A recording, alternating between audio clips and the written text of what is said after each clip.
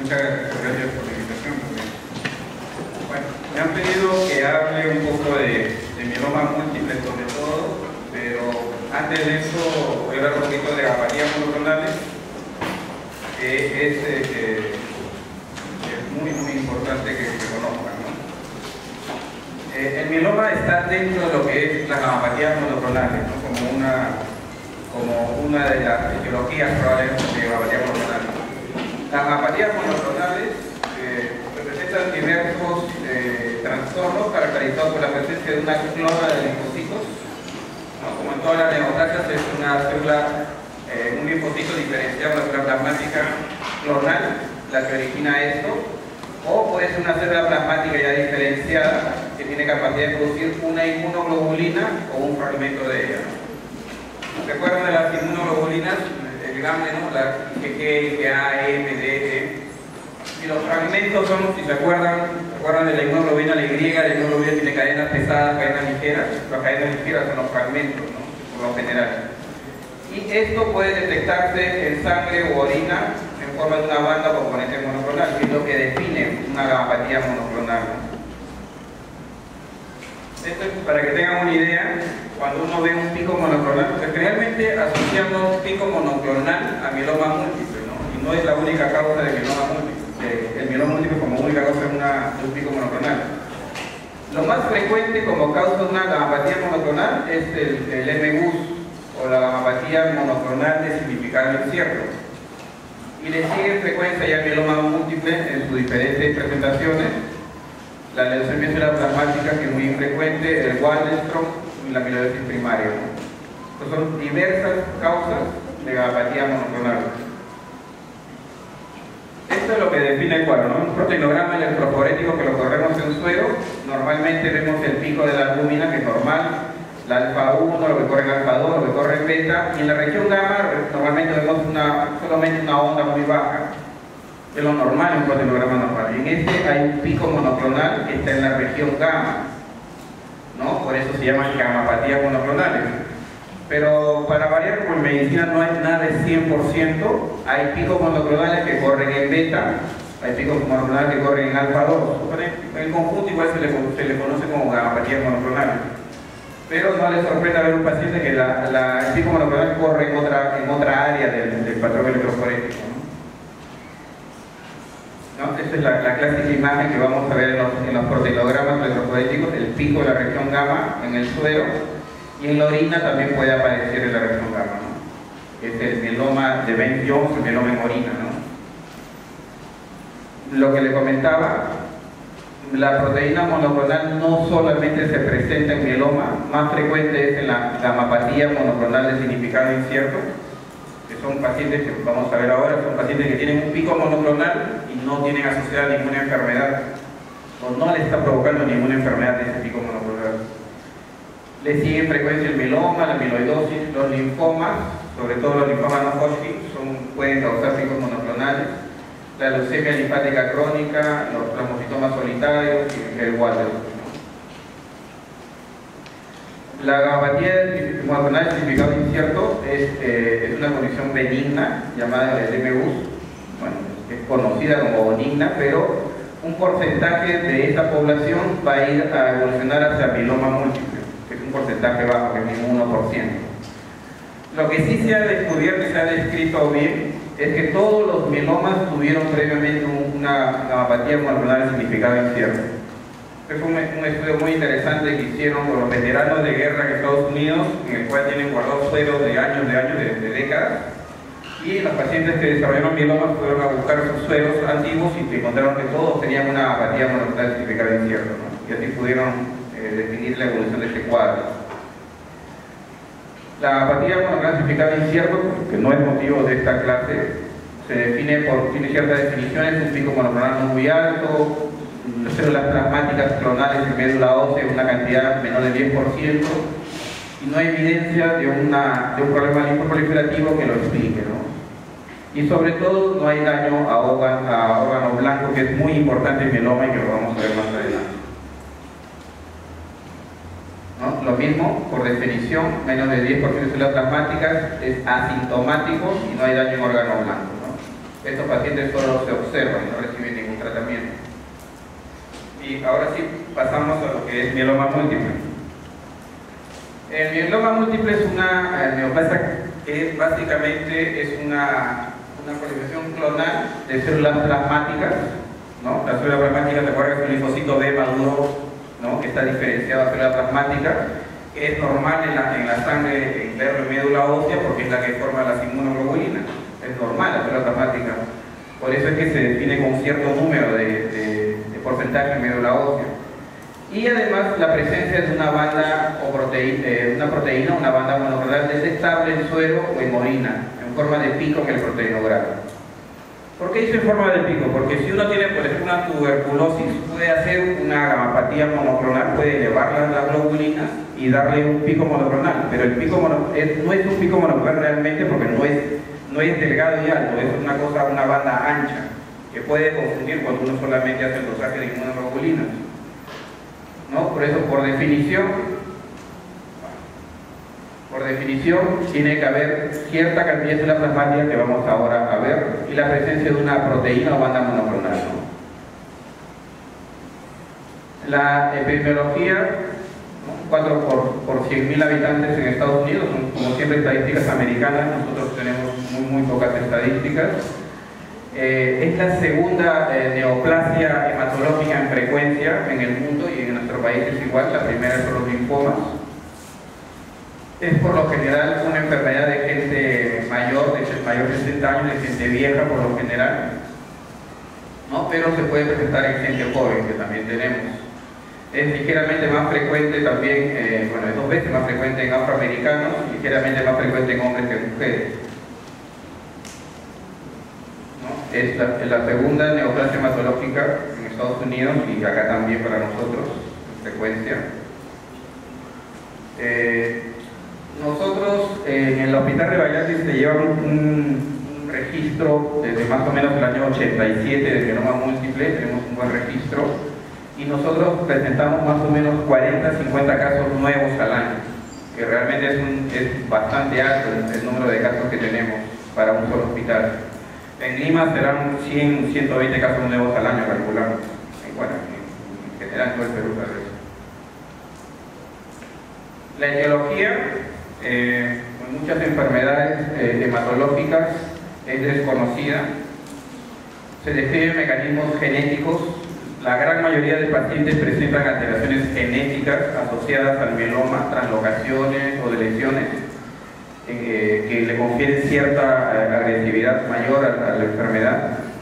Se habla de problemas ambientales, de medios donde hay más infecciones a repetición, que se estimulan las células plasmáticas y estas que se vuelven clonales, pero no hay realmente nada claro, ¿no? Estimulación antigénica repetida que les comentaba. Otros han encontrado el herpes virus 8, ¿no? El que se asocia a sarcoma de Kaposi también lo han encontrado asociado, pero en sí no hay nada muy claro en cuanto a la etiología del mieloma. Esta gráfica muestra lo que viene a ser la historia natural de la enfermedad, ¿no? Una célula plasmática normal que sufre inestabilidad de su cariotipo, empieza a presentar lesiones genéticas, translocaciones, generalmente comprometiendo el cromosoma 14, y eso le confiere primero una transformación a una célula que es la del MGUS, la de la gamapatía monoclonal significado incierto, en la cual no es maligna, pero ya empieza a haber una inmortalización de esta célula, ¿no? Se agregan nuevas lesiones genéticas y ya sufre una transformación maligna, ¿no? La célula empieza a reproducirse independiente del control, pierde control de apoptosis, ¿no? Pasa a una fase que es la fase de leucemia de células plasmáticas, que no es frecuente ver, que es la liberación ya a la sangre periférica de las células plasmáticas. Si se acuerdan, en el hemograma normalmente no hay célula plasmática, no se describe célula plasmática en el hemograma, ¿no? Y en estos pacientes ya aparece células plasmáticas en sangre periférica. Normalmente el mieloma la célula de mieloma es una célula muy dependiente del estroma óseo, del hueso en el que está rodeado. Depende mucho de interacción de interleuquinas, de diferentes citoquinas para sobrevivir y reproducirse. Cuando llega a independizarse de la médula ósea, que ya es una enfermedad muy agresiva. Es una célula muy independiente y es de pésimo pronóstico. Actualmente no existe ningún tratamiento ya en esta fase, son más o menos 6 meses de sobrevida para el paciente, ¿no? Como les digo, se van agregando cada vez más lesiones a esta célula STEM del mieloma, como se habla en una teoría, ¿no?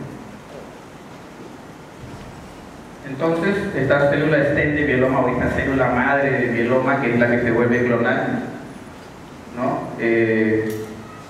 Se describe esta célula clásicamente. Hay un rol de la molécula de adhesión que hace que la célula de mieloma se pegue al estroma y permanezca ahí con toda la estimulación para sobrevivir.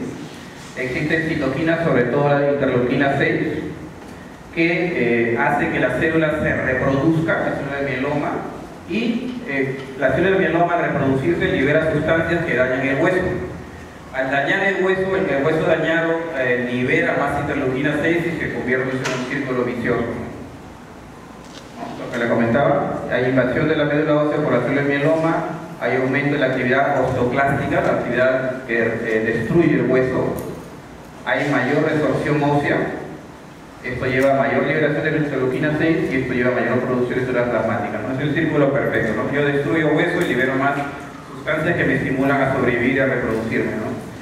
Esta aumento de la actividad osteoclástica es lo que produce las clásicas lesiones de mieloma. ¿Se acuerdan en sacabocado? La clásica imagen del cráneo, ¿no? En el curso de radiología, el cráneo lleno de huecos apolillados. Eso es lo que produce la célula de mieloma al destruir el hueso, ¿no? Las imágenes osteolíticas. Esta es una gráfica para que se den una idea. Es un mecanismo perfecto, ¿no? La célula de mieloma produce el Rankel, que estimula los osteoclastos, estimula la destrucción y produce una proteína que es el DINCOF1 que inhibe a los osteoblastos. O sea, por una parte estimula la destrucción y por otro lado inhibe la formación de nuevo hueso, ¿no? Y eso lleva a la destrucción ósea y a ver las lesiones líticas, ¿no? Y esta destrucción encima libera interleuquina 6 que hace que estas células sobrevivan más y se reproduzcan más. En cuanto a la clínica, como habrán visto, en la mayoría de enfermedades hematológicas no hay mucha clínica, es muy general la clínica. En general van a ver mucho en mieloma múltiple asociado a la anemia que se produce. Casi el 80% de los pacientes con mieloma debutan con anemia. Pero estos pacientes vienen con cansancio, con fatiga, con debilidad, muchos vienen con anorexia. Y lo más característico tal vez en mieloma es el dolor óseo, más incluso que en leucemia, que muy pocas veces, salvo en niños tal vez se ve más dolor óseo que en mieloma. Pero en mieloma el dolor óseo por lo general se presenta en columna. Usted sabe que el dolor en columna es un problema muy común en nuestra población, ¿no? Por diferentes motivos. Por eso cuando uno tiene un paciente que está sospechando mieloma, lo que deberían hacer es preguntar si además de columna le duele las caderas o le duelen las costillas. Ese dolor que no es tan común en costillas o en caderas nos podría orientar, ¿no?, a sospechar en otra patología y no en una simple problema de columna, ¿no? Pueden haber deformidades óseas, las fracturas patológicas, ¿no? Si el mieloma destruye vértebras, ya se imaginarán, se comprimen las vértebras y puede haber paraplegia, dependiendo del nivel, cuadriplegia, todas las deformidades que puedan producir, ¿no? Si la lesión lítica es el brazo, ¿no?, la fractura patológica, ¿no?, los casos que el paciente describe que ha estado en el micro agarrado, el micro frenó, hizo una torsión y se fracturó el brazo, ¿no? Es algo totalmente atípico para producir una fractura, ¿no? Y eso debe hacerlo sospechar de que lo que tiene en el brazo es una lesión metastásica de algún lado, ¿no? Dentro de estas están en mieloma múltiple, ¿no? En este tipo de fracturas patológicas, como se llaman a estas fracturas que son totalmente anormales en su presentación, ¿no? La anemia que les comentaba, la insuficiencia renal, 1/3 de estos pacientes debutan con insuficiencia renal. El mieloma múltiple produce, como les decía, las inmunoglobulinas, y las inmunoglobulinas, si se acuerdan de la Y, ahora vamos a ver, tienen cadenas pesadas y cadenas ligeras. Las cadenas ligeras que se producen lesionan el riñón. Lesionan el riñón y esto nos lleva a insuficiencia renal. Además, como les dije, produce destrucción ósea. Al destruir el hueso se libera calcio, ¿no? Y la hipercalcemia que produce esta destrucción del hueso también le puede producir insuficiencia renal, ¿no? Ahora, si sumamos deshidratación, que el paciente toma AINES por el dolor óseo, ya se imaginan que el riñón va a ser muy fácilmente dañado. Generalmente, un tercio de nuestros pacientes debutan con cierto compromiso renal y hasta un 10% en hemodiálisis. Puede haber una baja de peso importante, las complicaciones neurológicas básicamente secundarias al compromiso vertebral, ¿no? La compresión medular. Infecciones a repetición es algo que se nos pasa muy frecuentemente. Pacientes con 2 o 3 neumonías al año. Es bueno pensar en esta enfermedad, eso no es tan frecuente. Y bueno, estas son otras causas más raras, otra clínica más infrecuente. El laboratorio, ¿se acuerdan de la parte del fenómeno de Rouleau? Que clásicamente se asocia a mieloma múltiple Rouleau. El Rouleau simplemente es, como hay una gran cantidad de paraproteína en la sangre, eso altera la carga de los glóbulos rojos y se apilan, ¿no? como pilas de monedas. Y eso es lo que produce el fenómeno de Rouleau, que ahora lo vamos a ver. Anemia, como les decía, 2/3 de los pacientes, 70-80% de pacientes debutan con anemia. A veces es lo más característico del mieloma, la anemia. Una velocidad de sedimentación globular elevada, que es muy inespecífica, pero estos pacientes presentan 100, 120 de BCG, ¿no? Hay pocas enfermedades, la arteritis temporal, por ejemplo, que va con una BCG tan alta, enfermedades reumatológicas van con BCG altas.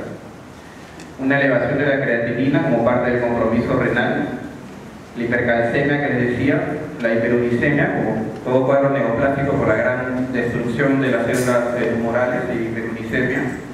Y se puede presentar hiperviscosidad, que por suerte no es tan frecuente. El término surovellosio es muy conocido para nosotros, que es la serie ósea, se podría decir en castellano, pero usamos mucho el surovellosio, que es tomar radiografía seriada, ¿no? De cráneo, brazos, costillas, columna, miembros inferiores, para ubicar y contabilizar las lesiones líticas, ¿no? en estos huesos, ¿no? La clásica imagen de cráneo, seguido por las imágenes en columna, es lo más frecuente, ¿no? Puede haber aplastamientos vertebrales también. El mielograma, el aspirado de médula ósea, es muy importante para el diagnóstico de mieloma múltiple. Se cuenta a partir de un 10%, puede llegar a 90, un 99% de células plasmáticas en médula ósea. El proteinograma electroforético, 80% de los pacientes con mieloma presentan pico monoclonal, o sea, casi la mayoría. Un 10% hipogamaglobulinemia, o sea, no hay pico monoclonal, sino las inmunoglobulinas están bajas. Y cuando sucede esto, nosotros sospechamos que es un mieloma de Bent-Jones, se llama un mieloma de cadenas ligeras. El mieloma no produce toda la inmunoglobulina completa, sino produce solo una fracción de la inmunoglobulina, que son las cadenas ligeras, ¿no? Y eso lleva a que haya una hipogamaglobulinemia, ¿no? Ese es lo que clásicamente se ve en mieloma de Bent-Jones. Y en un 10% puede haber un aspecto normal incluso del proteinograma, ¿no? Existe, para complicar las cosas, el mieloma no secretor, ¿no? Cuando usted ve proteinograma en suero de hemoglobina negativo y sin embargo la célula plasmática está totalmente tumoral, ¿no? La médula ósea está totalmente tumoral, ¿no? Y eso es lo que nos ayuda a definir más el cuadro clínico, por supuesto, las lesiones líticas, la anemia, otros problemas. Normalmente en la parte laboratoria hacemos mielograma, hacemos el proteinograma electroforético, que es la corrida de las proteínas, y después se hace la inmunofijación. La inmunofijación es un gel de difusión en agar, donde se corre nuevamente el suero para identificar exactamente qué inmunoglobulina es la que está comprometida en la enfermedad. Y ahora lo vamos a ver, ¿no? Este es para estudiar el tipo de inmunoglobulina comprometida, ¿no? Generalmente es IgG. El 53% de los casos es IgG, la más común, nuestra inmunoglobulina más frecuente, la que tenemos en mayor cantidad en el organismo, seguida por la IgA y de ahí seguida por solo cadenas ligeras, ¿no? Las cadenas ligeras, que son las fracciones de la inmunoglobulina, que pueden ser kappa o lambda, estas cadenas ligeras. Mieloma no secretor, 1% de los casos. Las otras inmunoglobulinas, ¿se acuerdan? La E, la D, la M, generalmente no se ven en mieloma. Ver un mieloma IgE o un IgD es extremadamente raro. El mieloma IgM, el pico molecular IgM clásicamente está en la definición del Waldenström. Se han escuchado la enfermedad de Waldenström. La enfermedad de Waldenström es un linfoma no Hodgkin, va con un pico monoclonal IgM, y característicamente, ¿cómo lo diferenciamos de mieloma? En que el Waldenström no tiene lesiones quísticas. Tiene el pico monoclonal, tiene las células linfoplasmocitoides en médula ósea, pero no tiene pico monoclonal. Podemos ver mielomas IgM que hemos tenido, pero es extremadamente raro ver un mieloma IgM. Que se diferenciaría de Waldenström, que el mieloma IgM sí tiene lesiones líticas, eso es lo que lo diferencia básicamente. ¿No? Bueno, esto es lo mismo, acá está la imagen, vamos a ver esto. Esto es lo que le decía, este es un corrido normal, ¿no? La albúmina alfa 1, alfa 2, región beta y región gamma. Es una corrida un proteinograma normal. Acá está volteado porque así lo vemos, acá lo corren al revés nosotros el proteinograma en Perú. Acá se ven las zonas donde están las inmunoglobulinas concentradas según un proteinograma normal, IgG y IgA. Pero si ven, por ejemplo, el IgA puede llegar hasta la región beta. Por eso es que a veces el pico molecular puede correr acá en esta zona, en beta o en alfa 2. Y la inmunofijación, que es esta imagen, en la cual corremos y vemos que acá hay una mayor banda en IgG y una mayor banda en kappa, ¿no? Por eso este es un mieloma que se define como IgG kappa, ¿no? Hay inmunoglobulina G, cadena ligera kappa. Este es exactamente el tipo de mieloma que estamos viendo en este momento. Estas son las inmunoglobulinas, ¿se acuerdan? La Y estas fracciones de acá son las cadenas ligeras, que pueden ser de dos tipos, kappa o lambda. Esas cadenas ligeras son las que dañan el riñón, al final por la sobreproducción que hay en el mieloma. Y esas cadenas ligeras, actualmente existe una prueba diagnóstica que es la Free Light Chain, que es la cadena ligera libres en suero, que nos han ayudado mucho para el diagnóstico en los últimos años. Este es el avance más grande en los 3-4 últimos años para el diagnóstico de mieloma. Las cadenas ligeras libres están muy bien establecidos para un diagnóstico de sospecha, ¿no? De mieloma, por ejemplo, mieloma de Ben-Jones, que es mieloma solamente en orina, o para diferenciar de mielomas no secretores, por ejemplo, nos ayuda mucho, sobre todo cuando no tenemos pico monoclonal, la cadena ligera del suero. Es una prueba bastante interesante que es nueva, Este es el fenómeno de Rouleau que les contaba, ¿no? El apilamiento de los glóbulos rojos, ¿no? Que es básicamente por el exceso de paraproteína en el suero de este paciente.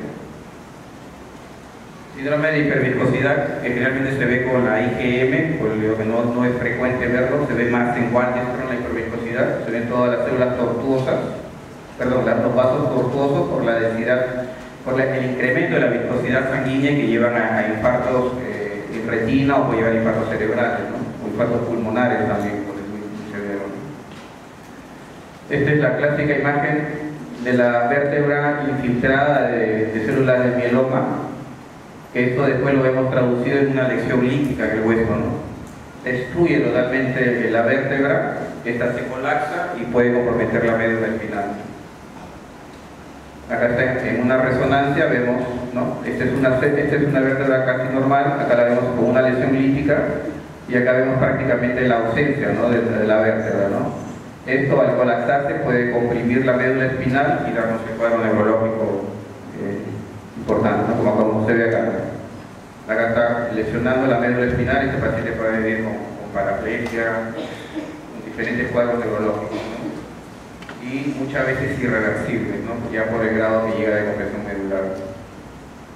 Las clásicas lesiones osteolíticas, ¿no? En sacabocado, en cráneo, o también en huesos largos, ¿no?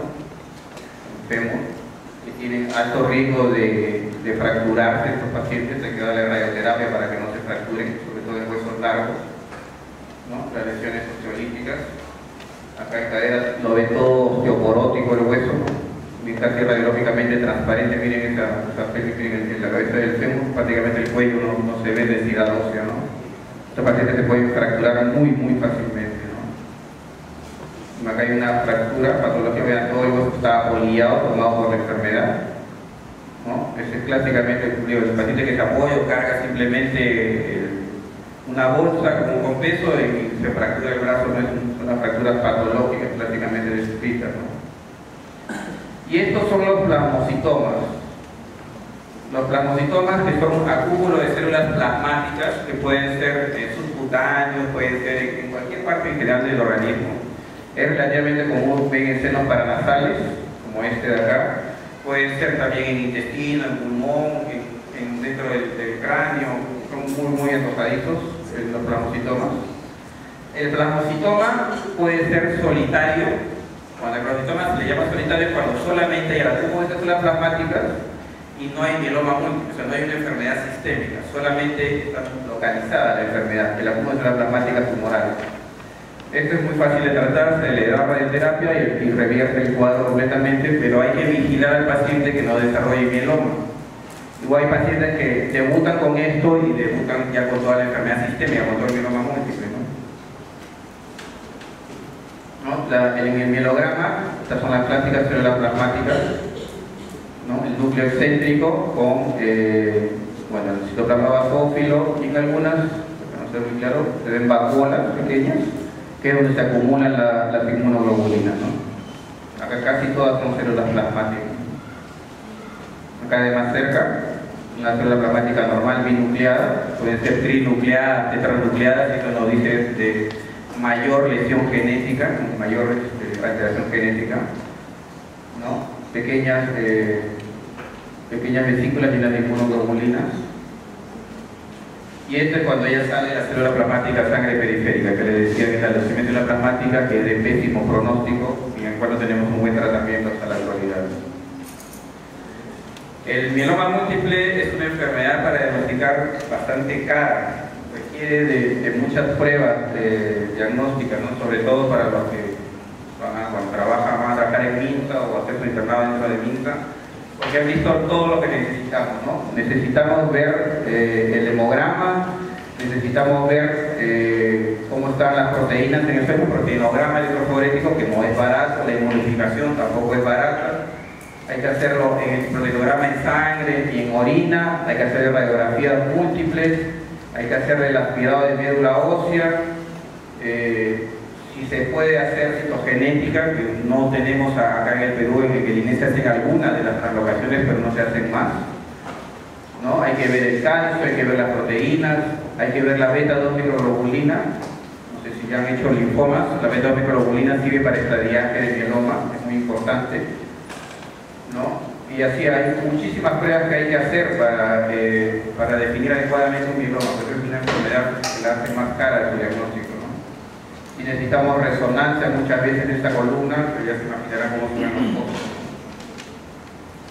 El diagnóstico requiere de dos condiciones: un aspirado con 10% más de células plasmáticas en médula ósea, debe ser clonal, y un proteinograma electroforético con un pico molecular en sangre o en orina, ¿no? Pero lo que es esencial en el diagnóstico son estas dos: el aspirado y el proteinograma, más este término que es el CRAP, que me gustaría que se acuerden. El CRAP es usar un acrónimo para calcio elevado, renal, compromiso renal, A de anemia, y la B, bueno, en inglés le pongo eso, lesiones osteolíticas, no lesiones óseas. O sea, todo mieloma, para que sea mieloma múltiple, ya enfermedad sistémica activa, tiene que tener células plasmáticas en un número elevado más del 10%, tener el pico monoclonal y tener daño en órgano blanco. Esto representa el daño en órgano blanco, esto es esencial para el diagnóstico. Si nosotros no tenemos esto, y tenemos esto de acá, estamos frente a un mieloma Smolder, que se llama. El mieloma Smolder es asintomático y se observa, no se trata. Pero si ya está ocasionando daño, hay que tratarlo, es un mieloma activo. Esto es lo que les comentaba. La gran diferencia entre mieloma Smolder y mieloma múltiple es básicamente que ya hay daño, ¿no? En el mieloma ya hay daño y este requiere tratamiento. Uno puede estar 2, 3, 4 años en mieloma Smolder y pasar ya a mieloma múltiple recién. Y no se trata básicamente porque al tratar el Smoldering no logramos nada, solamente gastamos al paciente, igual evoluciona mieloma y no le vamos a retardar en nada la aparición del mieloma. Existen unos criterios más antiguos, que son estos de acá, criterios mayores, criterios menores, que solo lo que quiero que sepan es que existen. Se diagnostica un criterio mayor y menor, uno mayor más uno menor o tres menores. A veces el mieloma puede ser muy difícil de diagnosticar. Por lo general es muy simple, pero hay pacientes a veces que se presentan con enfermedades asociadas o con otras cosas que explican la insuficiencia renal, que explican la anemia, y a veces puede confundir. A veces tenemos pacientes que tienen AR o tienen lupus, que tienen un pico policlonal y hacen sospechar el mieloma, ¿no? Vienen además con AR, con dolores óseos, que confunden, las arterias que confunden con dolor óseo, y puede ser muy difícil diagnosticar. Por eso existen estos criterios que ya son antiguos. Básicamente ahora nos basamos en estos de acá, o los que están acá, para hacer el diagnóstico, ¿no? Con esto es suficiente. Pero antiguamente íbamos a hacer todo este estudio para poder definir adecuadamente el mieloma. Como digo, básicamente para que sepan que existe, ¿no? Que es lo que les comentaba. Debe haber daño en órgano blanco para diagnosticar mieloma múltiple. Diagnóstico diferencial. Como siempre, en medicina es muy importante que tengan diagnósticos diferenciales en la cabeza de todo lo que ven para enfrentar a un paciente. Siempre que vean un pico monoclonal, esto es mieloma, esto es papiloma monoclonal, es un linfoma, puede ser otra enfermedad. Siempre hacer la historia clínica y el estudio adecuado para descartar las otras posibilidades, ¿no? Estoy solo frente a un plasmocitoma solitario, estoy frente a una amiloidosis, es un linfoma no Hodgkin. Como están viendo ahora en el curso, hay múltiples neoplasias que dan metástasis a huesos y dan lesiones, pueden ser líticas o plásticas, ¿no? Clásicamente el hipernefroma, el cáncer de próstata, le puede dar lesiones líticas en caderas, en fémures, ¿no? Yo tuve un caso muy interesante en que el paciente tenía múltiples lesiones en la columna, desde cervical hasta el sacro, tenía múltiples lesiones osteolíticas. Le hacen una resonancia, y el de resonancia le pone compatible con mieloma múltiple. El de resonancia magnética le pone así y lo derivan al hospital y terminó siendo un cáncer de próstata. No era un mieloma múltiple, el paciente tenía lesiones líticas en toda la columna, desde cervical hasta sacro. Yo digo, siempre uno tiene que pensar en lo más común, pero siempre tiene que tener diagnósticos diferenciales en la cabeza. El mieloma no secretor, como les decía, siempre hay algo que complica, no hay nada 100% en medicina. No vamos a ver componente monoclonal, es negativo en suero o en orina y la inmunofijación es negativa, pero la médula ósea está tomada, ¿no? Y hay daño a órgano blanco, ¿no? Eso es con lo cual diagnosticamos el mieloma no secretor. Generalmente estos pacientes tienen 60, 70, 80% de células plasmáticas en médula ósea. Entonces no es complicado diagnosticar. Score pronóstico, como en múltiples neoplasias, ¿no? La familia siempre le va a preguntar, ¿no? Mi paciente cuánto tiempo se calcula que va a sobrevivir. El mieloma es una enfermedad incurable. Al momento es incurable la enfermedad. Tenemos muchos avances, muchos medicamentos, pero no podemos curarla.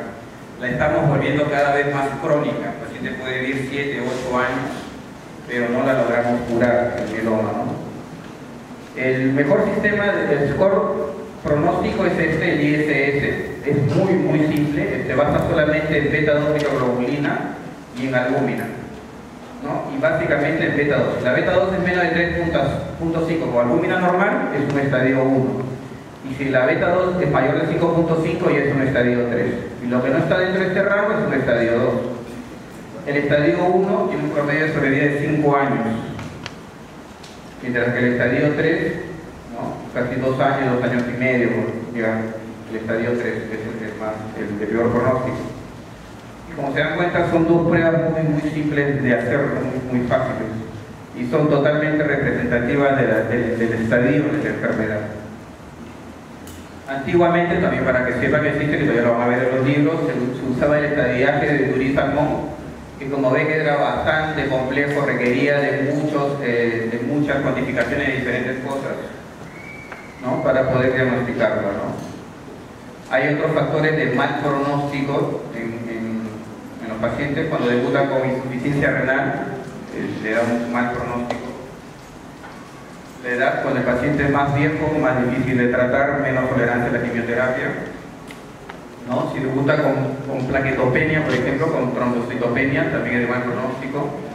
Hay característicamente lesiones genéticas conocidas, lesión de 3, y las alocaciones que incluyen el 14, que son de mal pronóstico, ¿no? Ahora que está tan en boga toda la parte genética molecular de todo lo que es neoplasia, ¿no? Eso es lo que les comentaba. 30-50% presentan lesiones genéticas y en general todas las que están acá se alteran a mal pronóstico.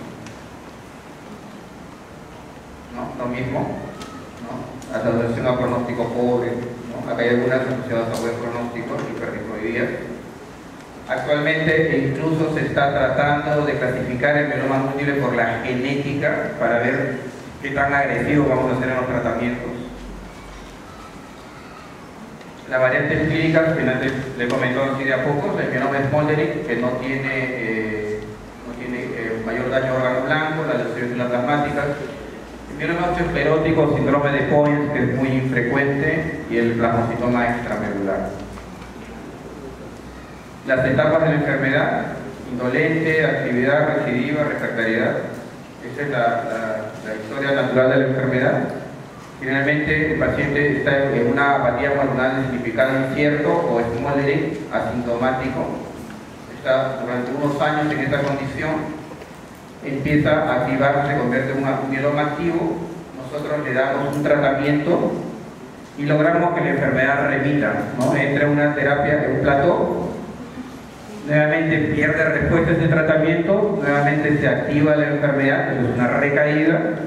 Nuevamente le damos otra terapia, logramos otro plató y así estamos hasta que ya se nos acaban los medicamentos y perdemos el control de la enfermedad, ¿no? Ya el paciente va a fallecer. Pero este proceso lo estamos alargando cada vez más en mieloma múltiple. Hay muchos estudios, muchas medicinas nuevas en curso para esta enfermedad. El tratamiento básicamente se basa en quimioterapia y citotóxico. Usamos un medicamento llamado bortezomib, que ahora les voy a comentar, que es un inhibidor de proteasoma. La talidomida, no sé si se acuerdan de la talidomida, la que producía que los niños nacieran sin brazos, sin piernas. Y la dexametasona. Los corticoides, la dexametasona y la prednisona, son esenciales en mieloma porque son líticos de la célula plasmática tumoral. Así como en las leucemias, la prednisona es básica en el tratamiento de una leucemia porque destruye la célula plástica.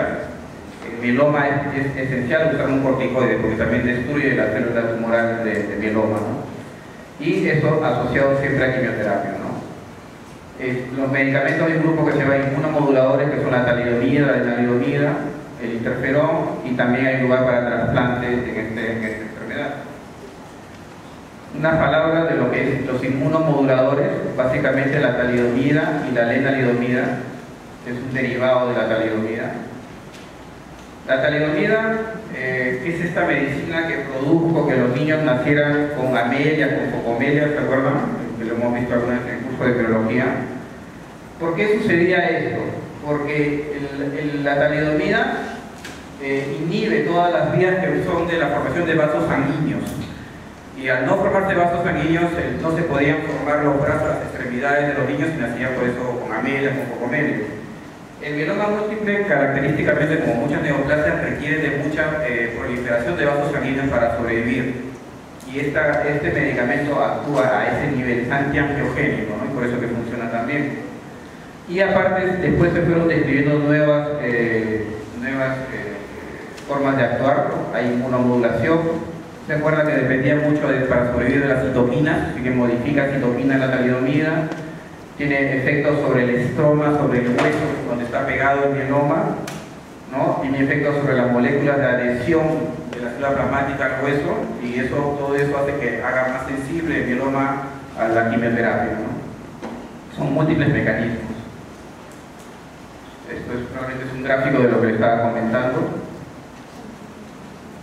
Como por desgracia en todos los medicamentos tenemos efectos adversos muy importantes en talidomida. Aparte del teratogénico, que por suerte la enfermedad, como se acordarán, es enfermedad de viejos, por suerte, o sea que no tenemos mayor riesgo de teratogenicidad. Pero cuando el paciente es joven hay que tener mucho cuidado y recomendar métodos anticonceptivos. El gran problema de la talidomida son dos: favorece que el paciente haga trombosis, ¿no? Como muchas neoplasias, como la mayoría de neoplasias epiteliales, los pacientes hacen trombosis. Esta enfermedad también, este medicamento favorece que haga trombosis. Aparte, que ya se imaginan, si el paciente está parapléjico, va a estar postrado, inmovilizado, mayor riesgo de hacer trombosis, más el medicamento, altísimo riesgo de hacer trombosis, hacer un TET, ¿no? Y el otro gran problema en talidomida es la neuropatía periférica, ¿no? Puede producir mucho dolor, mucha limitación funcional por dolor, por parestesias en brazos, en piernas. Ese es el gran problema de la talidomida actualmente. Debido a estos problemas, sobre todo el neurológico, se buscó un derivado de la talidomida que no tenga este problema neurológico y se encontró la lenalidomida, que es hasta 2000 veces más potente que la talidomida y también cuesta, para que tengan una idea de los precios, que nunca los profesores nos comentaban los precios, pero una talidomida puede costar 300 soles una caja al mes. La lenalidomida cuesta $5.000 al mes, para que tengan una idea de los precios, de cuánto puede costar tratar estas enfermedades. En la seguridad social tenemos lenalidomida para los asegurados, pero ya se imagina que en el MINSA esto va a ser prácticamente imposible poder soportar un tratamiento así. Es un medicamento muy bueno la lenalidomida, es muy potente inhibidor de diferentes citoquinas que hacen que se perpetúe el mieloma. Tiene el problema de que todavía favorece trombosis, pero la neuropatía se evita, la neuropatía que es un problema muy importante cuando manejamos esta enfermedad.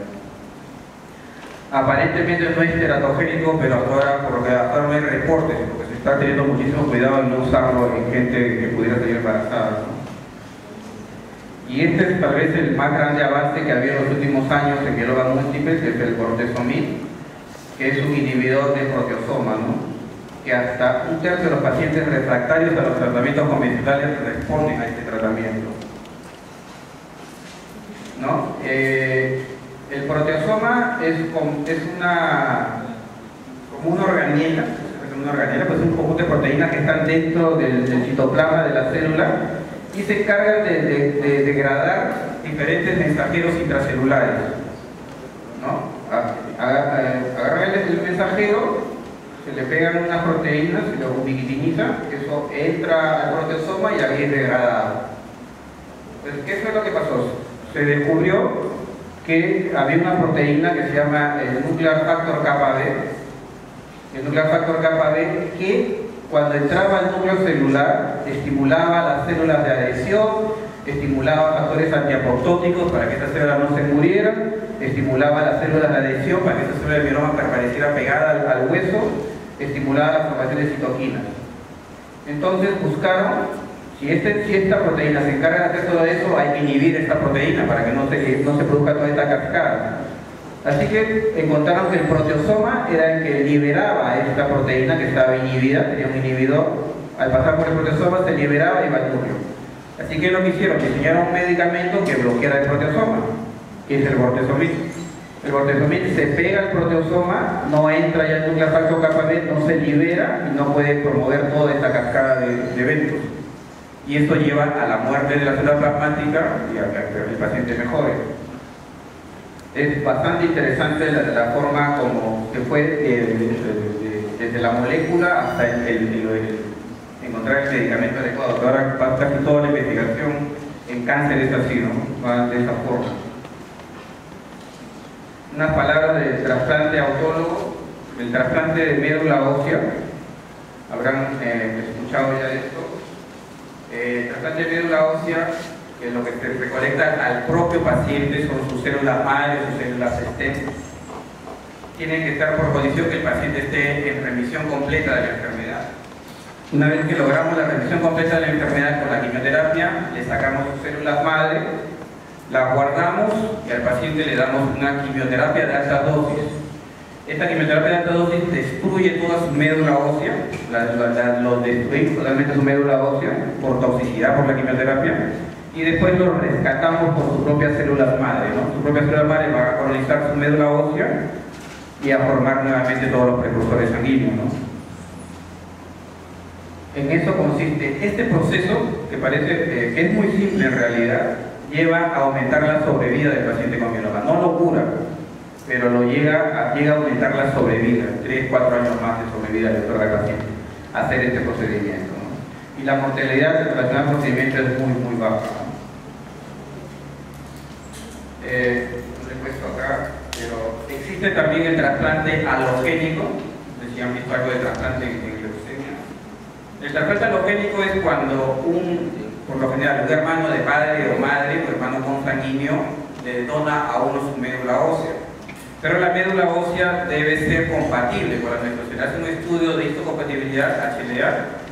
Si es 6 de 6 compatibles, se puede trasplantar y con eso podemos controlar algunas enfermedades hematológicas. En el caso del mieloma no se lo he puesto porque el trasplante alogénico, que en teoría debería de curar al paciente, es muy tóxico. Tiene hasta 30% de toxicidad por el trasplante, el paciente se muere en el post-trasplante. Es muy tóxico y por eso no es de rutina. Pero en los pacientes en que de forma experimental se ha realizado, un buen grupo de pacientes han sobrevivido y tienen una expectativa de vida mucho mayor. Este es solo para que vean los diferentes niveles que se está trabajando en moléculas. Hay actualmente mucha investigación en mieloma, como todo en oncología. Oncología está siendo lo más grande en los últimos años. Hay mucha investigación, mucho dinero invertido en oncología.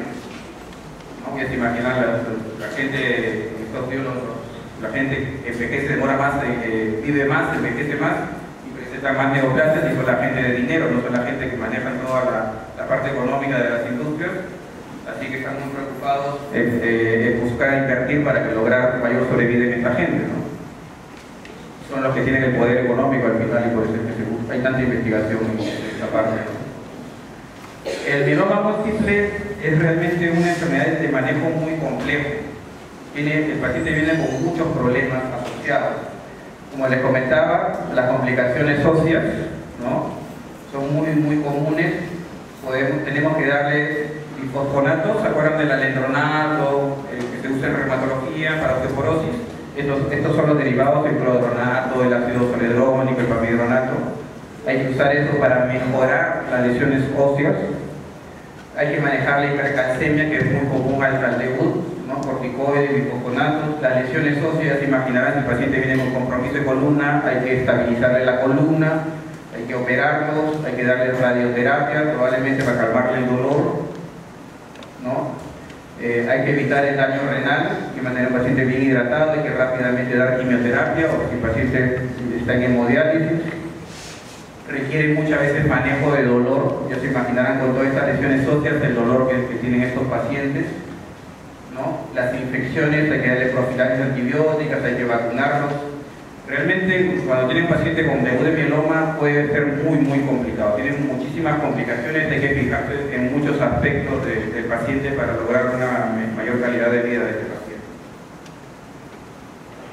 En conclusión, entonces, el mieloma permanece como una enfermedad incurable, por desgracia. A pesar de los grandes avances que tenemos, aún es incurable. Hay muchos avances en la parte genética y probablemente tengamos medicina genética en el futuro para lograr mejorías, así como la leucemia amiloide crónica. No sé si habrán estudiado la leucemia amiloide crónica. El trasplante otorga una mayor ventaja de sobrevida en estos pacientes. El trasplante alogénico permanece experimental. Hay nuevos inhibidores de proteasoma, el carfilzomib, que son más potentes y están saliendo nuevas moléculas en estudio mucho más potentes que el bortezomib. Hay nuevos derivados de la lenalidomida, de la talidomida, pero el problema de todo esto son costos. Los medicamentos nuevos cada vez son más costosos. Hay nuevas moléculas que se están estudiando en mieloma múltiple, ¿no? Nada más, no sé si me hago una pregunta. Sí. Doctor, mencionó la gammopatía monoclonal de significado incierto. ¿Qué hace que pueda evolucionar a un mieloma múltiple? ¿Hay un factor de riesgo, algún tipo de IG, algo? No, o sea, se describe factores, ¿no? Si tú tienes, debutas con PCR alto, con LDH alta, o si hay alguna lesión genética, tiene mayor riesgo de transformarse, ¿no? Pero de lo que hacemos acá, la parte genética es lo que más confiable para la población y no tenemos la parte genética para diagnóstico en el Perú, ¿no?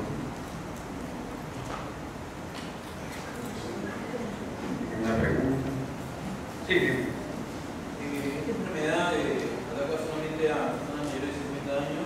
¿Sí? ¿Han habido casos de más jóvenes? No, o sea, el promedio de edad es gente mayor de 60 años, pero hemos tenido pacientes hasta de 23 años, 24 años. Generalmente la enfermedad en el paciente joven es mucho más agresiva, su sobrevida es mucho menor, pero la enfermedad se puede ver a cualquier edad. En medicina, por desgracia, no hay nada que es 100%, ¿no? siempre hay que tener mucha atención en los diagnósticos diferenciales, ¿no? Y por la edad simplemente no dejar de pensar en ciertas enfermedades, ¿no?